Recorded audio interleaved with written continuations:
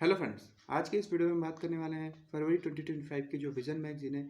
इस वीडियो में हम इंटरनेशनल रिलेशन वाले टॉपिक को कवर करेंगे और देखेंगे कौन कौन सी important news international point of view से चर्चाओं में रही हैं। तो चलिए शुरू करते हैं। फर्स्ट न्यूज़ है triangular partnership. A recent report by OECD and Islamic Development Bank stresses that triangular partnership can effectively win influence in a divided and conflicted world. आर्थिक सहयोग एवं विकास संगठन और इस्लामिक डेवलपमेंट बैंक की हालिया रिपोर्ट में त्रिकोणीय पार्टनरशिप पर जोर दिया गया है और ये बताया गया है कि विभाजित और संघर्षपूर्ण विश्व में त्रिकोणीय साझेदारियां प्रभाव प्राप्त कर सकती हैं। ठीक, तो ये रिपोर्ट आई है अभी OECD और इस्लामिक डेवलपमेंट बैंक की तरफ से। ठीक, ट्रायंगुलर पार्टनरशिप को लेकर डेफिनेशन क्या है इसकी? डेफिनेशन ये है, triangular cooperation refers to projects and initiatives combining the comparative advantages of traditional donors and southern countries to share knowledge and address development concern in developing countries. त्रिकोणीय सहयोग से तात्पर्य उन परियोजनाओं और पहलों से है जो पारंपरिक लाभों को मिलाकर ज्ञान साझा करते हैं और विकासशील देशों में विकास संबंधी चिंताओं का समाधान करते हैं। ये है परिभाषा ट्रायंगुलर पार्टनरशिप की। ठीक, अब यहाँ पे एक डेटा दिया है, India's participation in triangular cooperation.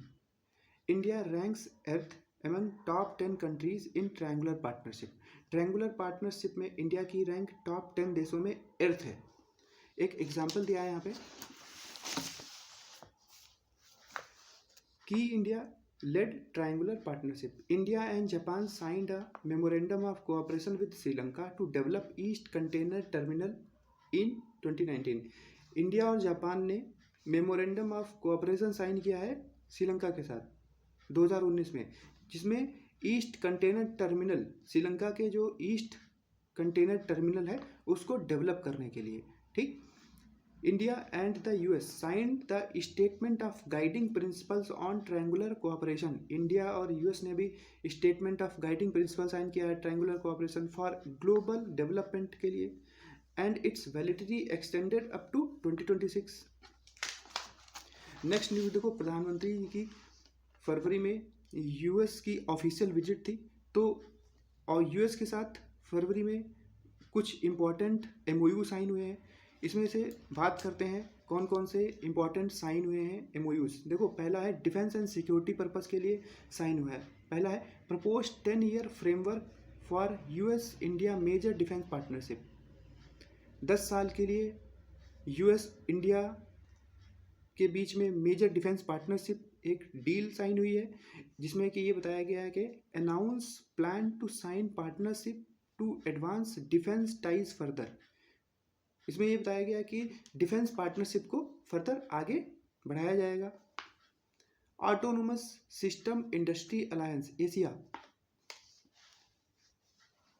To scale industry partnerships in production in the Indo Pacific. Industry partnership को स्केलिंग और प्रोडक्शन कहाँ? इंडो पैसिफिक रीजन में। Other announced new co production arrangement of Javelin anti tank guided missile and Stryker infantry combat vehicles in India. देखो, Javelin और Stryker जैसे जो defence important है, ये इंडिया में अब डेवलप्ड होंगे। ठीक, भारत में जेवलिन और स्ट्राइकर के नए सह उत्पादन व्यवस्था की घोषणा की गई है। इसका मतलब ये है, तो इंडिया में जेवलिन और स्ट्राइकर जैसी अब ये चीज़ें अब इंडिया में भी बनेंगी यूएस के सहयोग से। ठीक, टेक्नोलॉजी और इनोवेशन में देख लेते हैं क्या है। यूएस इंडिया ट्रस्ट इनिशिएटिव में it will catalyse government to government academia. and private sector collaboration to promote the application of critical and emerging technologies in areas like defense. Indus Innovation, it will advance US India industry and academic partnership. ठीक। US और India की जो industry और academic partnership है उसको advance करेगा, आगे बढ़ाएगा।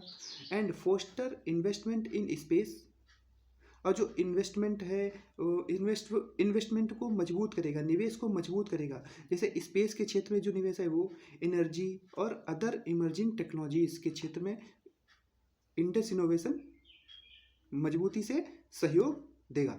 ठीक। India to enhance military capabilities, India की जो मिलिट्री कैपेबिलिटीज़ है उसको एनहेंस करेगा। स्ट्रैटेजिक मिनरल रिकवरी इनिशिएटिव, तो strategic mineral recovery initiative sign हुई है इंडिया और यूएस के बीच में। A new US India programme, तो ये जो स्ट्रैटेजिक मिनरल रिकवरी इनिशिएटिव है ये new US India programme to recover and process critical minerals. कौन कौन से क्रिटिकल मिनरल्स है? जैसे lithium, cobalt and rare earths from heavy industries like aluminium, coal mining and oil and gas. कुछ other deal sign हुई है, जैसे US India compact for 21st century, 21st century के लिए यूएस इंडिया कॉम्पैक्ट साइन हुआ है। इसमें क्या होता है देखिए, promote a result driven agenda to demonstrate the level of trust for mutual beneficial partnership.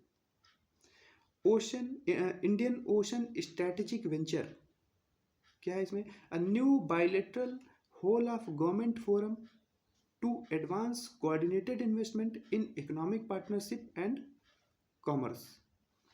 Launch mission 500, mission 500 क्या है?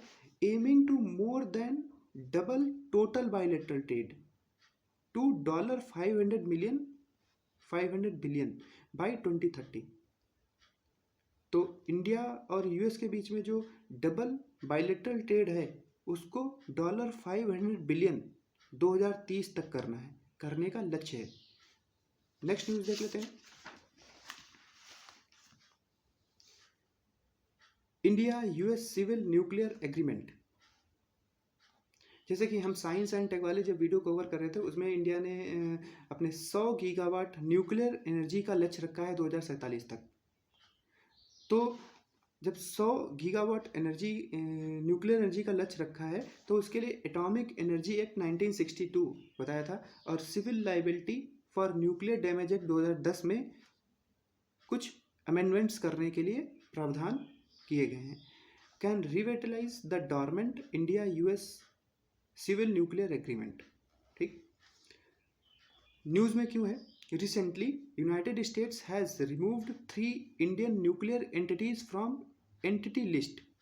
यूएस ने 3 इंडियन न्यूक्लियर एंटिटीज़ को एंटिटी लिस्ट से बाहर किया है। वो देख लेते हैं कौन कौन सी है।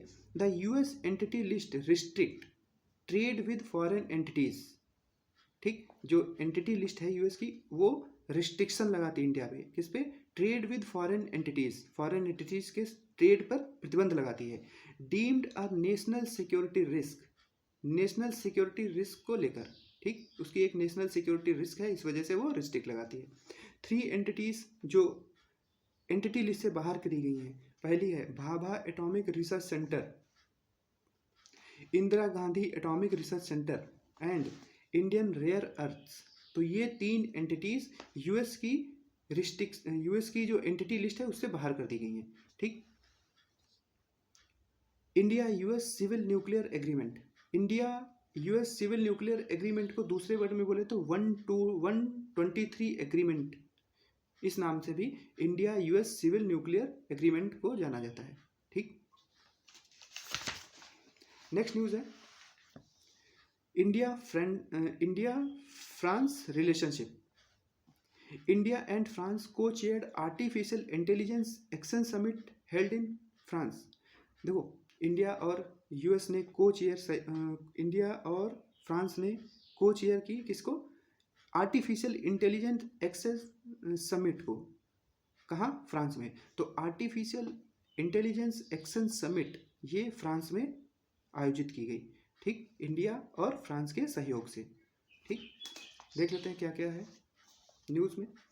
AI action summit organised by France in Paris with UNESCO a key participant।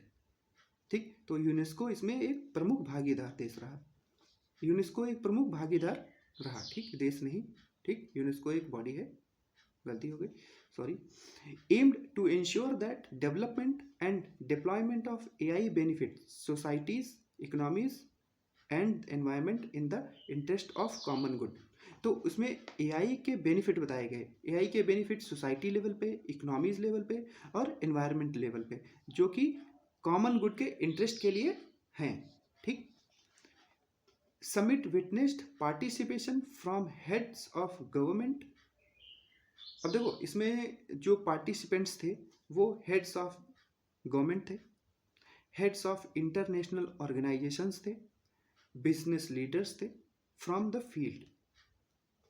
France support India as the host of next AI action summit. France ने इंडिया को सपोर्ट भी किया है कि अगली जो एआई एक्शन समिट होगी वो इंडिया हेल्ड करेगा, इंडिया आयोजित करेगा। अब देख लेते हैं यहाँ पे कुछ, देखो ये है फ्रांस। फ्रांस का अगर नॉर्थ में इधर देखें तो ये नॉर्थ चैनल है, इधर अटलांटिक ओशन है, बे ऑफ बिस्के है, इधर साउथ में थोड़ा जाएंगे तो ये Mediterranean C.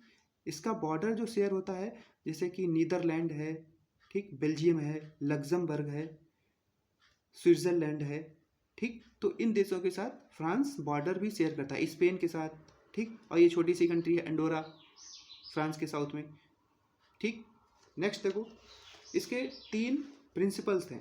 Openness in AI, accountability in AI, AI for public interest. Next news देख लेते हैं।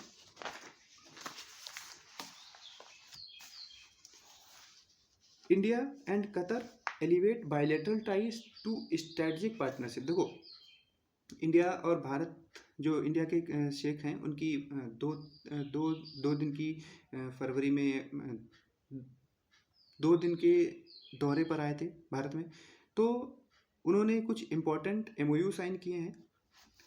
Elevation was done during state visit to India by amir of Qatar with focus on strengthening cooperation in trade।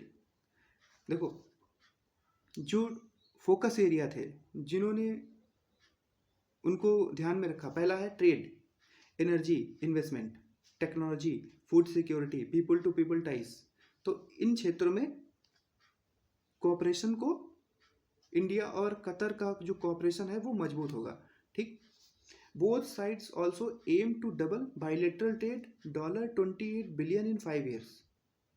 और जो 2 देशों के बीच में trade का लक्ष्य है वो $28 बिलियन का रखा गया है 5 सालों में, ठीक। कुछ इम्पोर्टेंट जो एमओयू साइन हुए हैं वो देख लेते हैं। अदर की outcomes of visit, 2 MOUs signed to strengthen the strategic partnership covering double taxation avoidance and fiscal evasion prevention. तो जो 2 इम्पॉर्टेंट एमओयू साइन हुए हैं वो double taxation avoidance and fiscal evasion prevention. Next देख लेते हैं क्या है।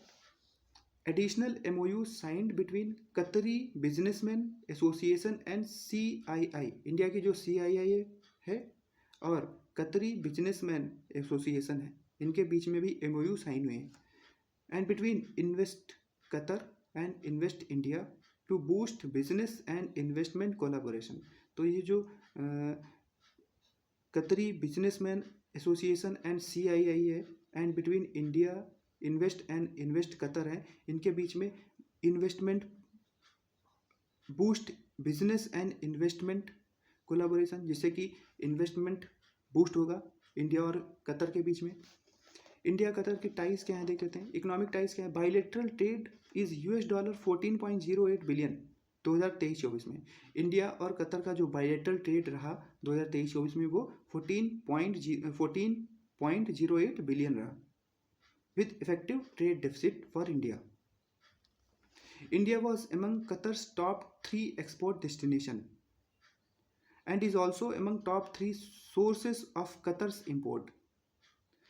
एनर्जी टाइज में LNG जो है सबसे ज़्यादा इंपोर्ट करता है इंडिया कतर से। Qatar is India's largest LNG supplier providing over 40% of import. लगभग 40% LNG सप्लाई करता है इंडिया कतर से। डिफेंस टाइज क्या है? India Qatar defence cooperation agreement was extended for 5 year in 2018। 2018 में इंडिया डिफेंस कोऑपरेशन को 5 साल के लिए बढ़ा दिया गया आगे, जिसमें बायलेटरल एक्सरसाइज है जैर अल बहर, ये नेवल एक्सरसाइज है बिटवीन इंडिया एंड कतर, ये याद रखना, जैर अल बहर, इंडिया और कतर के बीच में ये नेवल एक्सरसाइज है, ठीक। फिर डिमडेक्स है, India also regularly participate in biennial Doha international maritime defence exhibition and cooperation, इसमें डिमडेक्स इसको बोला गया है इन कतर, ठीक। कल्चरल रिलेशंस है इंडिया और भारत के बीच, इंडिया और कतर के बीच में, regular exchanges and activities under the 2012 agreement on cultural cooperation, 2012 में जो एग्रीमेंट साइन किया गया था कल्चरल कोऑपरेशन में with the Indian cultural centre active in Qatar. people to people ties, a vibrant Indian economy, over 8,30,000 Qatar strengthen cultural bond, लगभग वहाँ 8,30,000 से ज़्यादा इंडियन कम्युनिटी रहती है, तो इससे कतर के जो कल्चरल बॉन्ड हैं वो स्ट्रेंथन हो रहे हैं, ठीक। नेक्स्ट देख लेते हैं कौन सी न्यूज़ है, बिमस्टेक से संबंधित न्यूज़ है। बिमस्टेक का फुल फॉर्म होता है Bay of Bengal initiative for multi sectoral technical and economic cooperation. Ministry of youth affairs and sports has hosted BIMSTEC youth summit in Gandhinagar Gujarat. तो जो बिमस्टेक की यूथ समिट हुई है गुजरात में हुई, किसने ऑर्गेनाइज की? Ministry of youth affairs and sports ने, ठीक। Its goal is to strengthen youth collaboration across region and facilitating exchange of youth led initiative among BIMSTEC member countries. अब देखो बिमस्टेक का जो हेडक्वार्टर है वो ढाका बांग्लादेश में है, ठीक। About BIMSTEC, secretariat Dhaka Bangladesh. Genesis कब हुआ था इसका?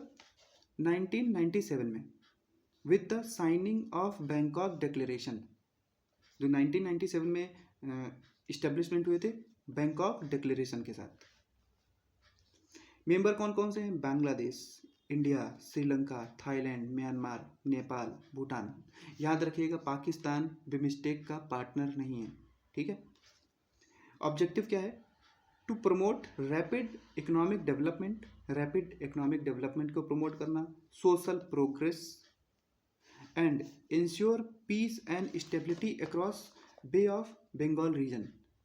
तो पीस और स्टेबिलिटी को बढ़ावा देना बे ऑफ बंगाल वाले रीजन में, ठीक। तो कौन कौन से देश हैं इसमें? याद रखना, Bangladesh, India, Sri Lanka, Thailand, Myanmar, Nepal, Bhutan.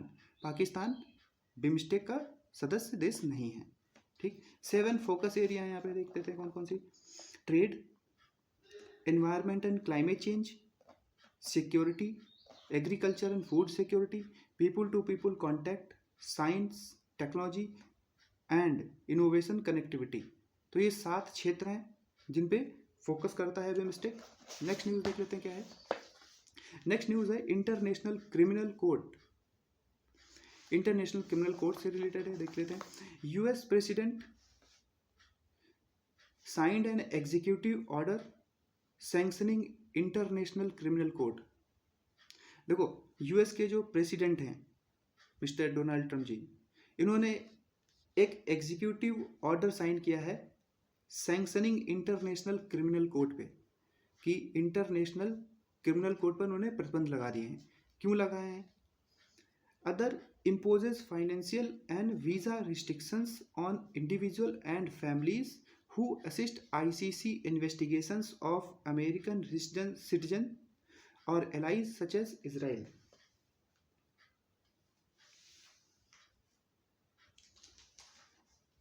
तो देखो यह आदेश उन व्यक्तियों और परिवारों पर वित्तीय और वीजा प्रतिबंध लगाता है जो अमेरिकी या इजराइल जैसे सहयोगियों के लिए आईसीसी जांच में सहायता करते हैं, ठीक। The order impose financial and visa restrictions, ये उन देशों पर लगाते हैं या तो अमेरिका सिटीजन्स या अमेरिका के सहयोगी देश जैसे इजराइल, जो उनकी आईसीसी की इन्वेस्टिगेशन में सहायता करते हैं। इसलिए यूएस प्रेसिडेंट ने एक एग्जीक्यूटिव ऑर्डर साइन किया है सैंक्शनिंग इंटरनेशनल क्रिमिनल कोर्ट पे।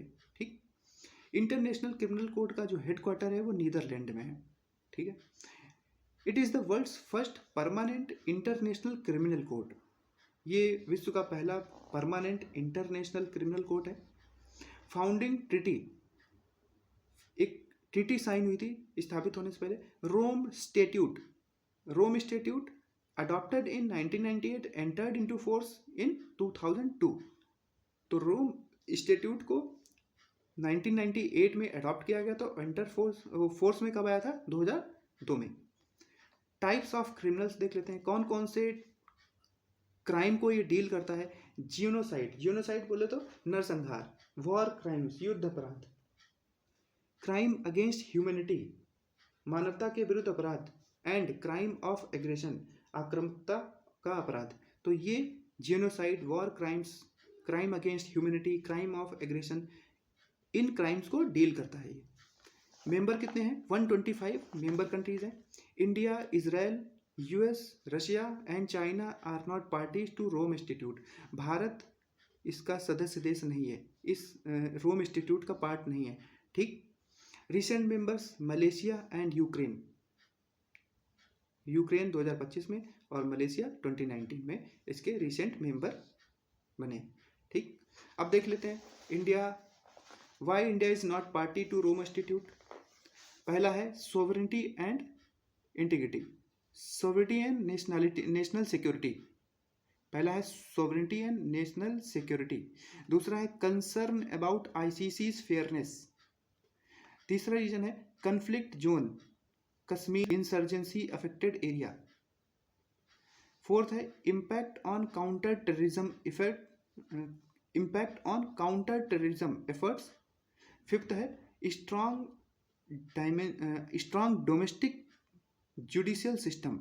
तो ये 5 रीजन है, sovereignty and national security, concern about ICC's fairness, conflict zone like Kashmir and insurgency affected areas, impact on counter terrorism efforts, strong domestic judicial system। तो इस वजह से इंडिया रोम इंस्टीट्यूट का part नहीं है। नेक्स्ट न्यूज देख लेते हैं क्या है। इकोवास, economic community of western state, इसमें Mali, Burkina Faso and Niger ये वेस्ट अफ्रीकन रीजनल ब्लॉक से बाहर हो गए हैं। ठीक, इकोवास का हेडक्वार्टर जो है अबूजा नाइजीरिया में है। कब जेनेसिस हुई थी इसकी? 1975 में। एम क्या है? To promote economic cooperation among member states in order to raise living standard and promote economic development. Next news है ओपेक से संबंधित। Recently Brazil approved entry into OPEC plus. OPEC क्या है? OPEC is permanent intergovernmental organisation. तो ये permanent intergovernmental organisation, जैसे कि highlight मैंने जिसको रखा है करके वो चीज़ इसको ध्यान में रखिए आप लोग। जैसे कि ओपेक जो है एनजीओ नहीं है, ये इंटर गवर्नमेंटल ऑर्गेनाइजेशन है of 12 oil exporting developing nation. ये 12 ऑयल एक्सपोर्टिंग डेवलपिंग देशों का एक समूह है। ठीक, India is not a member, India इसका मेंबर नहीं है। जेनेसिस कब हुई थी? It was created at the Baghdad conference in 1960। इसको क्रिएट किया गया था बगदाद कॉन्फ्रेंस 1960 में by Iran, Iraq, Kuwait, Saudi Arabia and Venezuela.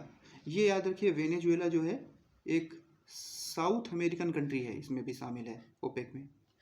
Next देख लेते हैं इसमें इसके ऑब्जेक्टिव क्या है। To coordinate and unify petroleum policies among member countries in order to secure fairness, stable price for petroleum products।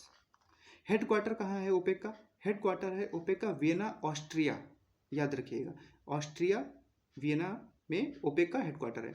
OPEC plus क्या है? OPEC plus in response to falling oil prices driven by significant increase in US shale output. देखो, falling oil prices driven by significant increase in US shale oil output.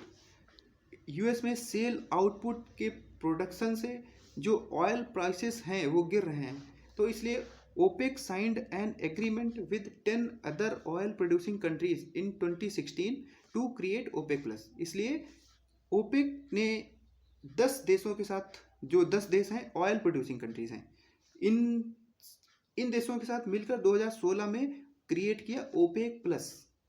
ठीक, समझ में आ गया। Next देख लेते हैं, न्यूज़ है international organisation of aids to marine navigation. International organisation of aids to marine navigation, India इसका वाइस प्रेसिडेंट इलेक्ट हुआ है अभी। ठीक, India is elected as the vice presidency of IALA in Singapore, strengthening its commitment to maritime safety, navigation and international cooperation। इसका headquarter कहाँ है? Saint Germain en Laye, France. तो ऐसे याद रखो, जो international organisation of aids to marine navigation है, इसका हेडक्वार्टर है फ्रांस में। ठीक, इस्टेब्लिशमेंट कब हुआ था? 1957 में एज अ NGO। 1957 में जब इसका इस्टेब्लिशमेंट हुआ था तब एज अ NGO था, लेकिन 2024 में ये चेंज करके इंटर गवर्नमेंटल ऑर्गेनाइजेशन कर दिया गया। ठीक है, transition to IGO in 2024, IALA transitioned from NGO to intergovernmental organisation. Aim क्या है? Urges members to cooperate to standardise marine aids to navigation globally, ensure safe, efficient and environment friendly vessel movement. Member countries कौन है? 3 types of IALA member, national member, associate member and industrial member. 3 type के member इसमें हैं, एक national member, associate member और industrial member. तो इस video में हम लोगों ने देखा कुछ इम्पॉर्टेंट इंटरनेशनल रिलेशंस जो चर्चाओं में रहीं। आई होप समझ में आया होगा। अगर समझ में आए तो लाइक कर दीजिए, सब्सक्राइब कर लीजिए हमारे चैनल को। मिलते हैं एक नेक्स्ट वीडियो में। Thank you for watching.